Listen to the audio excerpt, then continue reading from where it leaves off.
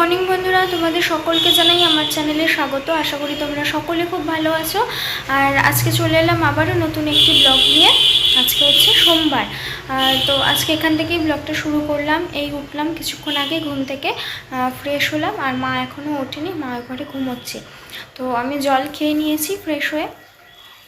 এখন আর চা করে খাবো না, মা উঠলে একবারে চা খাবো, কারণ ইচ্ছে করছে না চা খেতে। মা যখন উঠবে তখন একবারে চা খাবো। এখন একটু পড়তে বসি, মা যখন উঠবে আর ডাকবো না।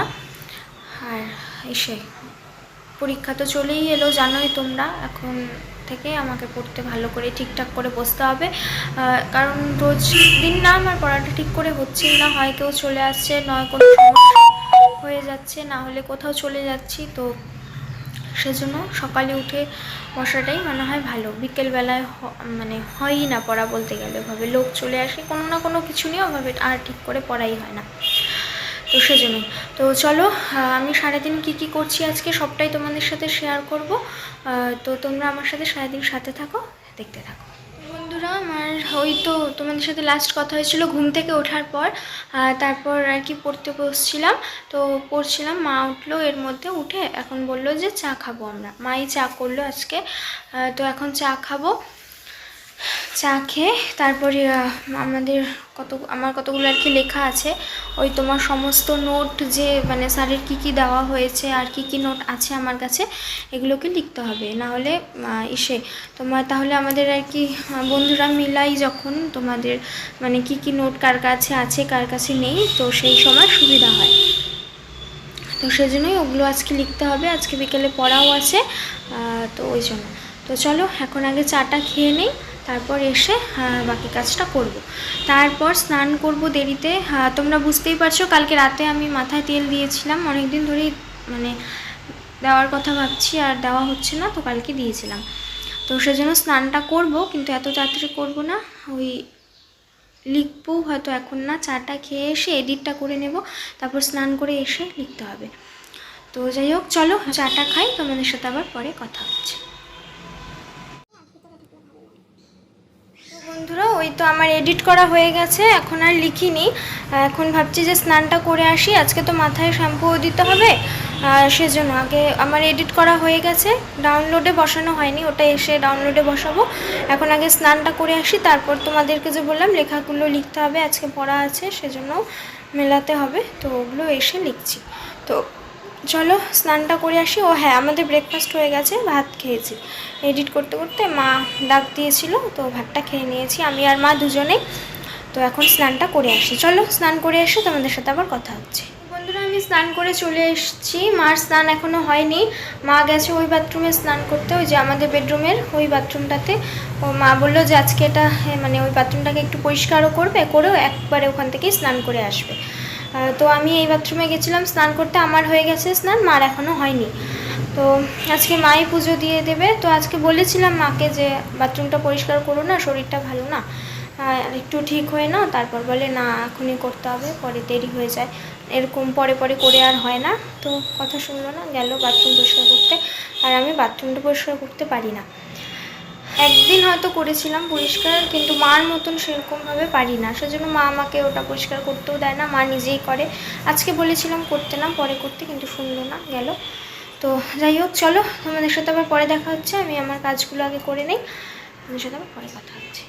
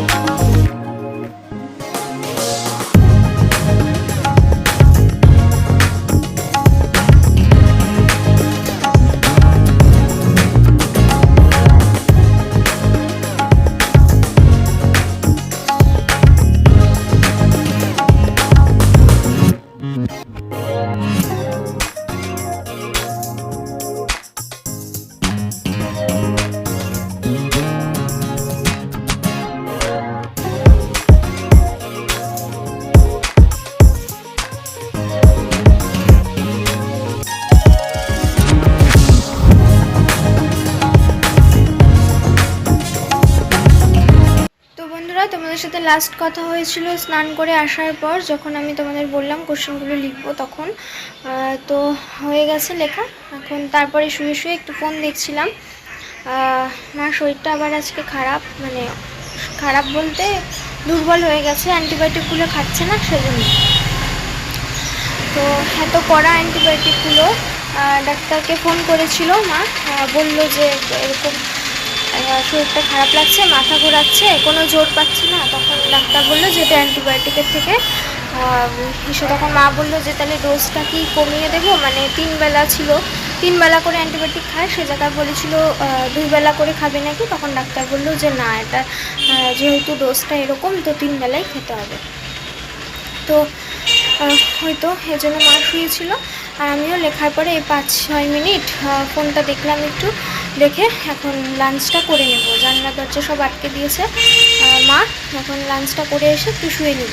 তো আজকে তো আমাদের বিকেলে পড়াও আছে, এই 5:30-6টার থেকে, তো পড়তেও যেতে হবে, সেজন্য আর দেরি করব না, লাঞ্চটা করে নেই, করে একটু শুয়ে রেস্ট নেই, তারপর আবার উঠে পড়তে যেতে হবে। তো চলো লাঞ্চটা করে নিই, তোমাদের সাথে আবার বিকেলবেলায় পড়তে যাওয়ার আগে তারপর একবারে কথা হবে। তো এখন বন্ধুরা এসে ঘুমিয়েছিলাম, ঘুম থেকে উঠলাম, এখন ভাবছি একটু আইসক্রিম খেয়ে তারপর পড়তে চলে যাই। সেই কবে আইসক্রিম এনেছিলাম বাবার সাথে গিয়ে, আর খাওয়া হয়নি, তো সেটাই ভাবলাম যে একটু খেয়ে যাই, ইচ্ছে করলো ঘুম থেকে ওঠার পর। তো চলো যাই, গিয়ে একটু আইসক্রিমটা ফটাফট খেয়ে নিই, তারপর রেডি হব, রেডি হয়ে যাবো। তো চলো তোমরা দেখতে থাকো।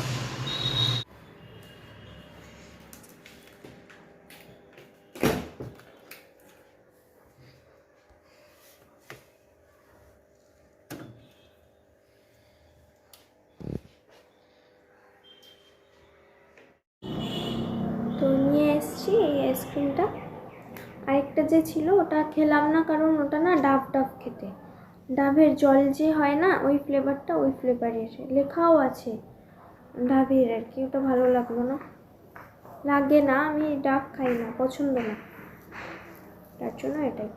আর দোকানটাতে অন্য কোনো আইসক্রিম ছিলও না, মানে তোমার অন্য সব দোকানে গেলে যেরকম অনেক ধরনের আইসক্রিম থাকে না, এখানে এই বাটিগুলোই ছিল, মিষ্টির দোকান না তাই হয়তো অত মানে আইটেম রাখে না, কিন্তু রাজকমলে পাওয়া যায় জানো তো, এই দোকানটাতে পাওয়া যায় না। ওই একটাই ছিল ডাবের ওরকম বড় কৌটো, আর বাকি সব এগুলো, আর কাঠি আইসক্রিমও ছিল।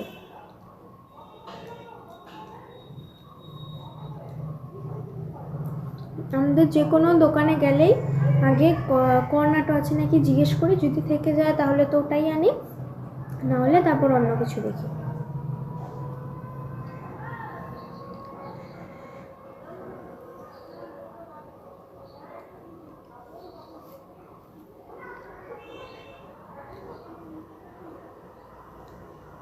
ঠিক আছে চলো আমি খেয়ে নেই, তারপরে আবার তোমাদের সাথে। বন্ধুরা রেডি হয়ে গেছি একবারে, হয়তো তোমাদের সাথে কথা হলো আইসক্রিম খাওয়ার সময়, তারপর আইসক্রিম খেয়ে এখন একবারে রেডি হয়ে নিলাম। এখন বাজে কটা, 6টা, পাক্কা 6টা বাজে, এখন বেরোবো। তো চলো আর দেরি করবো না, দেরি হয়ে যাবে এরপর। তো চলো তোমাদের সাথে আবার পরে থেকে এসে একবারে কথা হচ্ছে। তো এখনের মতন তোমাদের সবাইকে জানাই টাটা। বন্ধুরা আমি পড়া থেকে আসার পর মা যখন চা বসিয়েছিল আমাদের খাওয়ার জন্য, তখনই মনারা এসেছে। তো এই যে দেখো, ও সারা ঘর দৌড়চ্ছে খালি, আর গিয়ে গিয়ে কিছুক্ষণ পর পর দাদা চেয়ারে বসে আছে, ওর পেছন দিয়ে অ্যাকুরিয়ামে মাছগুলোকে দেখে, ও মাছগুলোকে ভয় পায়, সেজন্য দূর থেকে দাঁড়িয়ে দাঁড়িয়ে একটুখানি জায়গা দিয়ে দেখে। কি হয়ে গেল এটা?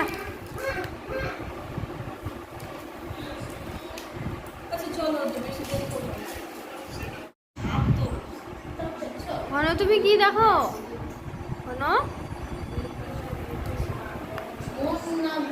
চল যাই।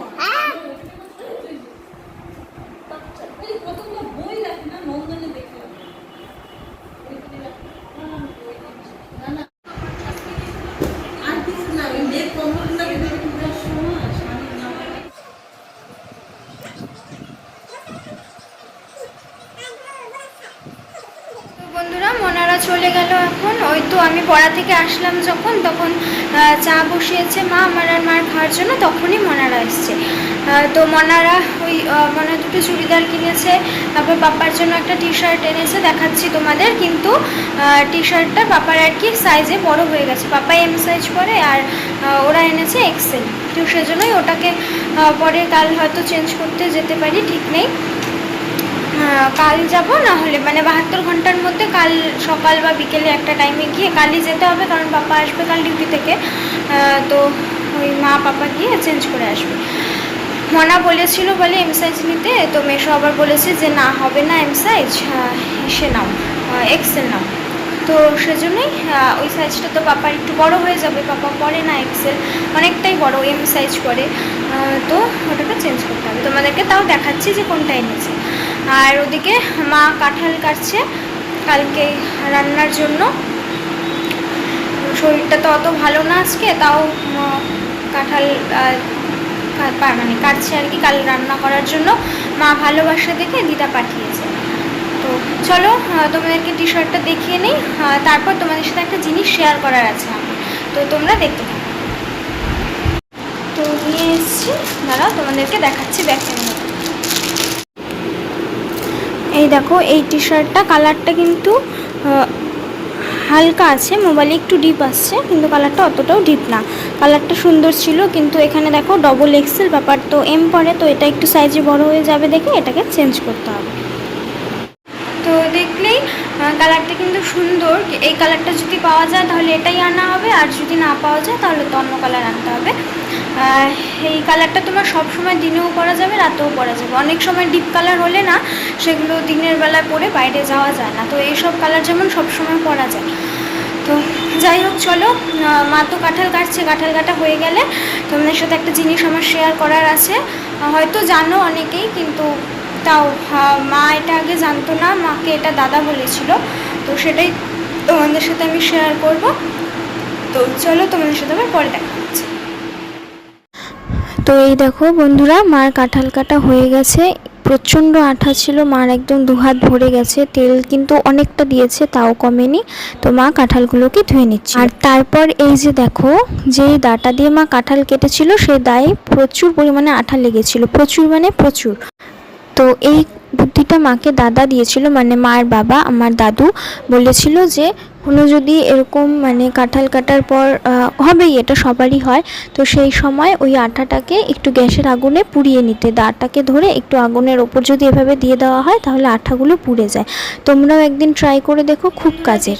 তোমাদের সাথে এটাই আমার শেয়ার করার ছিল। তো এটা মা জানতো না আগে, মা তো তেল দিয়ে ওই কাঁঠাল কাটার সময়, তারপর দাঁতেও দায়ের মধ্যেও আর কি তেল দিয়ে তারপরে কাটতো। তো এটা দাদা বলেছিল যে কাঁঠাল কাটার পর সেই দাটাকে আগুনের মধ্যে পোড়ালে পরে আঠাটা পুড়ে যায়, তখন আর দাঁতে আঠা থাকে না। তারপর মা ওই এসে করলো, দেখলেই তো দাটাকে গ্যাসের আগুনের মধ্যে একটু পুড়িয়ে নিল আঠাটাকে, তারপর তাহলে আঠাটা পুড়ে গেল।